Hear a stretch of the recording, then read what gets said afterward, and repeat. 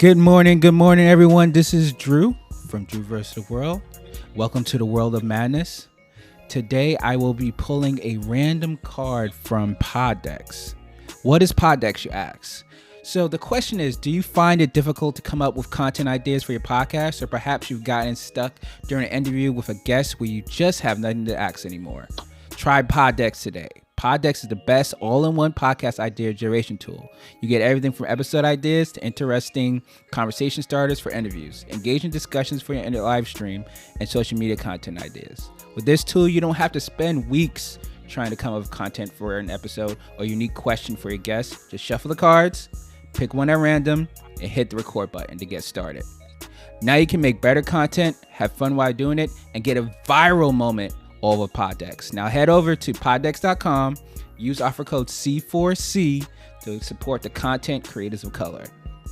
Now, on the World of Madness, what I do is I take a deck for Podex. So I have two decks here. I have your WTF deck, what the fuck deck, and then I have the How Dare You deck. And then today I have some special guests with me. I have Al and Jen. Miss Evenah, she'll come back. But today I will be asking them questions. But first, can you introduce yourselves, ladies first? Jen, can you introduce yourself and your podcast and tell me a little bit about yourself? Hey guys, I'm Jen. I'm from St. Louis, and I'm the host of Woke by Accident podcast. It's a weekly chat about socially conscious topics impacting the culture. Al, tell me a little bit about yourself. Right. My hair look crazy. I'm trying to make some straight on this camera. It's in the morning. Good morning, everybody. I am Mr. Pete, hip hop artist, DJ, journalist, podcaster, founder of the NPN network. And my podcast that I have for the channel is called Clear Visions. That's my personal podcast where I talk about things surrounding me being a hip hop artist, DJ, journalist, podcaster. I get more deeper into my personal thoughts when it comes to those things and other topics too. So it's just a real chill, get to know me type of thing. Yeah, and we're all part of this collective of content creators of color. And we've tasked ourselves to try to. I'm going to try my best to do 30 days of podcast and or content. So that's what I'm saying. I batch recorded yesterday. I did 6 episodes. I did 5 episodes. This is my 6th. I was like, I'm at least good until Tuesday. I did it the smart way this time, Jen. I did it the smart way. But on this episode of The World of Madness, a spinoff of Drew vs. World podcast you can find everywhere you listen to podcasts. We're going to use, again, Podex. And what Podex is an interesting card game that you can pick random cards and it'll have like a prompt or a question on it. And today we're just going to I'm going to pick at random and we're going to answer the question of the day, okay? So Jen, it's ladies first, so you're going to have to answer first, okay? All right. So let me do one shuffle. I'm gonna do a spade shuffle too.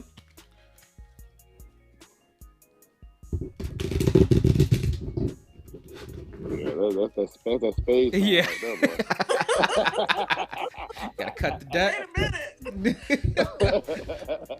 minute. First question up top. I don't like that one. Ooh, okay, this is a good one. The question of the day is, would you ever consider writing to someone in jail as a pen pal? The question of the day is, would you ever consider writing to someone in jail as a pen pal? I think nowadays you could text them too or send them emails. Jen? Wow. So I don't think my husband would like that unless it was a political prisoner. We was trying to, overcome the the system and get somebody, that needs to be free for the culture, for the movement. What would you put in that letter to help them be strong while they're in jail? hey, we're gonna reach out to Kim Kardashian. We're gonna try to get him out, brother. Look, we got this. Not even Meek Mills. With Kim K. Yeah. So as far as pen pals and things are concerned, have you ever had one? Because I remember growing up in school, they had like this little program where you can write letters to people in other countries. I don't know if that happened to a lot of other schools. And another question, have you written a letter in the last like 5 years? I don't think I haven't written a letter in the last like 10, 15 years. Like a real letter? A real letter. But you asked about the pen pal back when it used to be like Right On magazine and stuff like that, and I'm aging. There used to be like a pen pal section, and I did have a pen pal, I think, through Right On magazine. Okay. Yeah. I see you, Jen. Mr. Al, how about yourself? Would you ever consider writing to someone in jail as a pen pal? So I see, was it Creations of Cuff? Mm-hmm. They said I actually used to be a pen pal with my friend in prison, if that counts. Does that count? Yeah.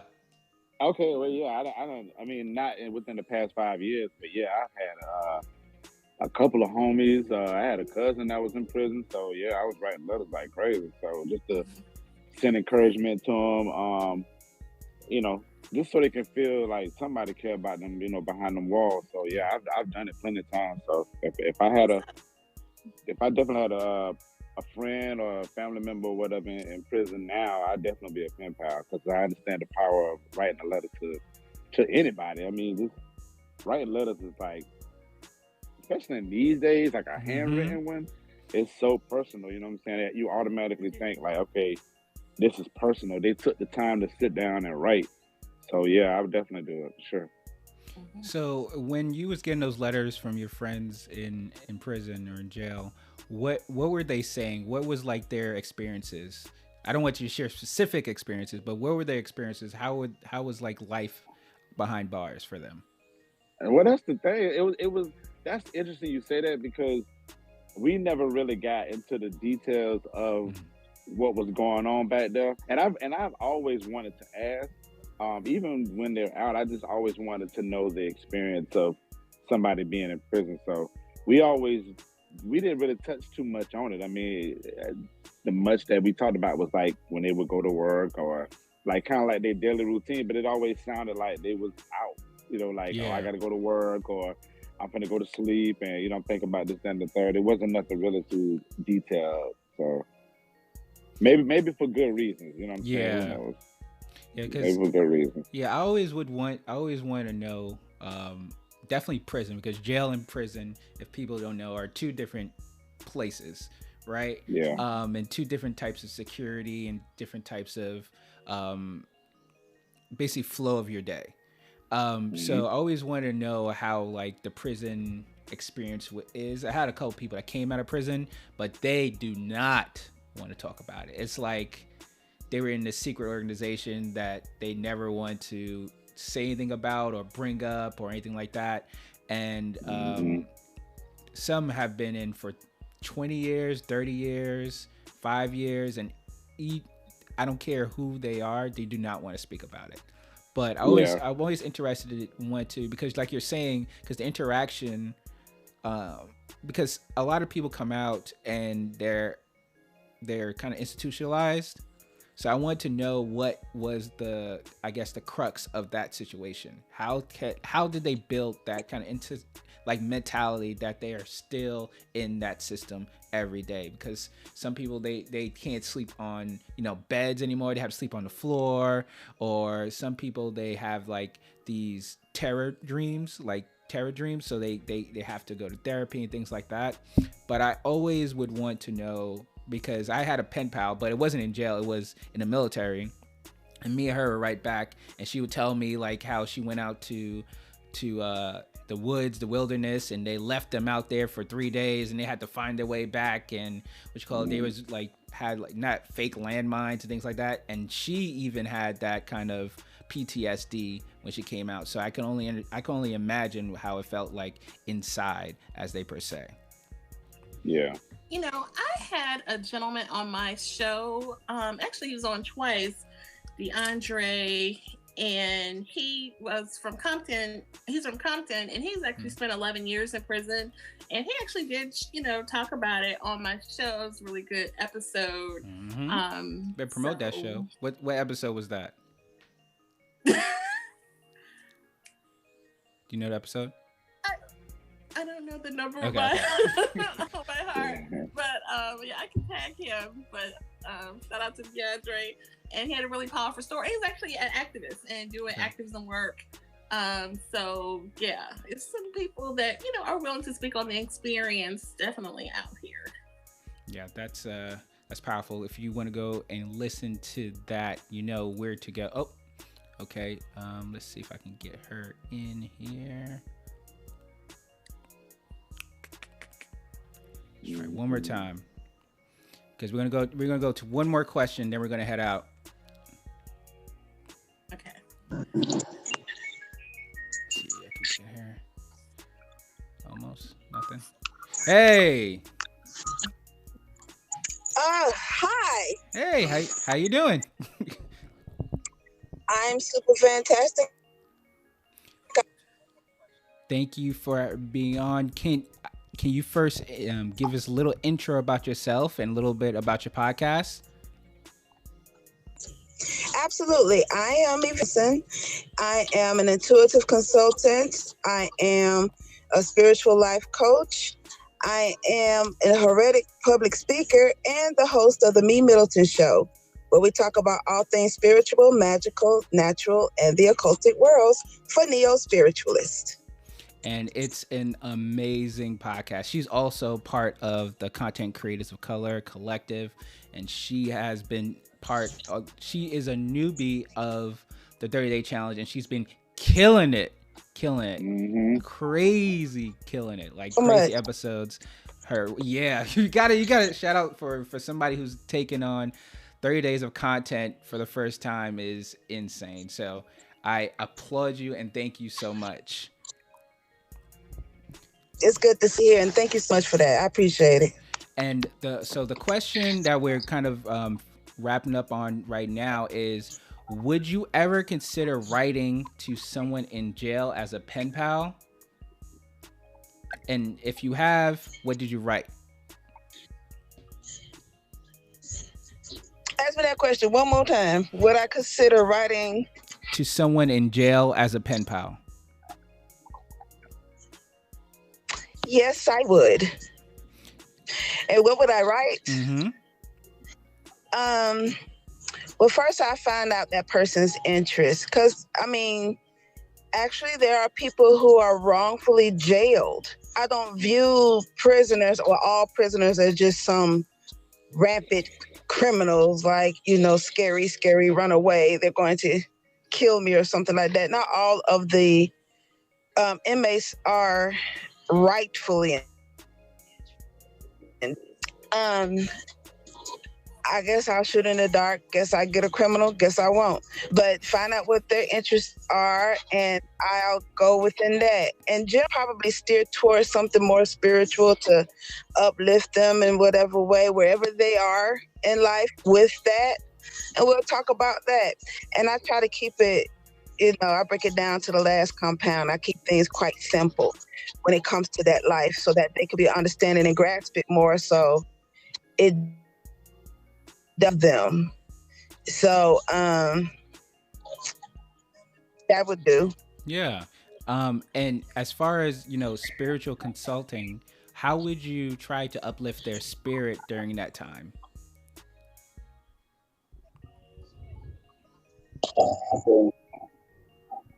There's a lot of glitching. It might be where I'm located at, but I did hear your question.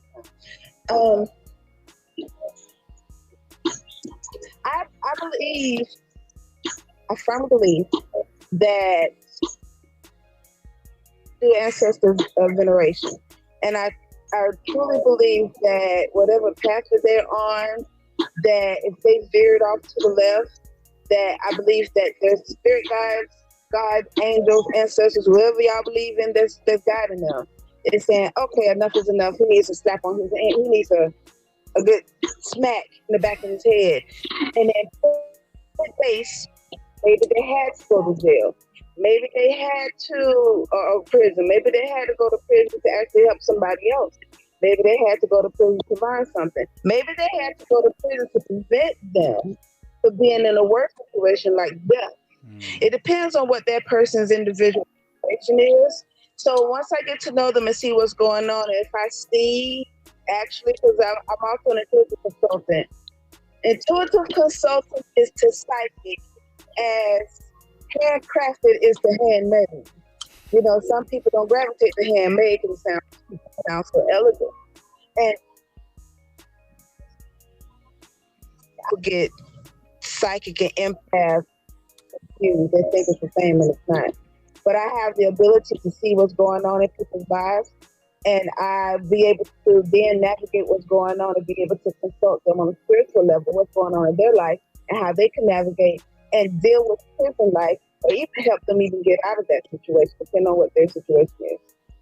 Mm-hmm. That's what's needed, honestly. Yeah. The uplifting, Word. exactly, to connect the spiritual with the physical, because I think that's what a lot of people need, not just prisoners. But again, this. I was gonna go for another question, but I think I'm gonna leave it there because that was a good ass ending. I think that was perfect. So I'm gonna let everybody introduce themselves again, and then I'm gonna wrap up the show. And I guess I will see you guys in a couple hours. Actually, listen to you in a couple hours here. But Jen, I'm gonna let you start first. Introduce yourself and your show, and then Al. Okay, hey guys, I'm Jen. I'm from St. Louis, and I'm the host of Woke by Accident podcast. It's a weekly chat about socially conscious topics impacting the culture. Check me out on all your favorite streaming platforms and also on www.wokebyaccident.net. I am glad to be on with Drew today, and shout out to the content creators of color. Thanks. Mr. Al, how about yourself? All right. I didn't get my location last time I introduced myself, but as Mr. Al Pete, I'm from Jacksonville, Florida. So Clear Visions podcast. That's my personal podcast that I have. I talk about the ins and outs of me being hip hop artist, DJ, journalist, podcaster, everything that goes on in my world. But I just go a little personal with it to share my little thoughts and opinions. And yeah, glad to be a part of the challenge, man. I've been enjoying the shows, and I just been enjoying the community, man. The community is like great. I'm glad I found y'all, man. 100%. Miss Yvonne? Yep. So again, this is Evenah Johnson, host of the Me Middleton podcast, where we talk about all things spiritual, naturopathy, magical, and the occultic worlds from the neo-spiritualists. Located in the very wet, the very rainy ATL, Georgia. A-Town. Not born on the beach. And brother over there. So when I go home, I'm gonna light my Palo Santo as well. And the C4 challenge, when I first heard about it, what was it, last year, back in October, I think, November, and I'm just really grateful that I'm a part of it this round. And what a wonderful community, as the brother said. I co-sign on that one. Thank you so much. But of course, and I would like to first thank you all for being on. My name is Drew. I am the host of Drew vs. the World podcast where you get inspiration through information. And I am part of this wonderful collective of content creators of color. We have been tasked to release a podcast or some form of content every single day. So come listen, go to Content Creators of Color on everything you listen to podcasts. Also, don't forget to support our illustrious sponsor at paddex.com. Enter offer code C4C at checkout, and you get a little bit off, and you also support the collective. So again, I'd like to thank everybody.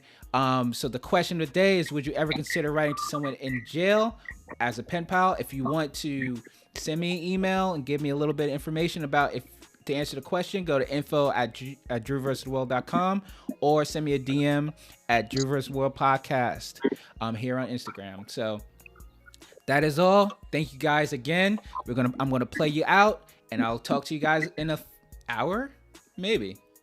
An hour, yeah. All right. You guys be safe.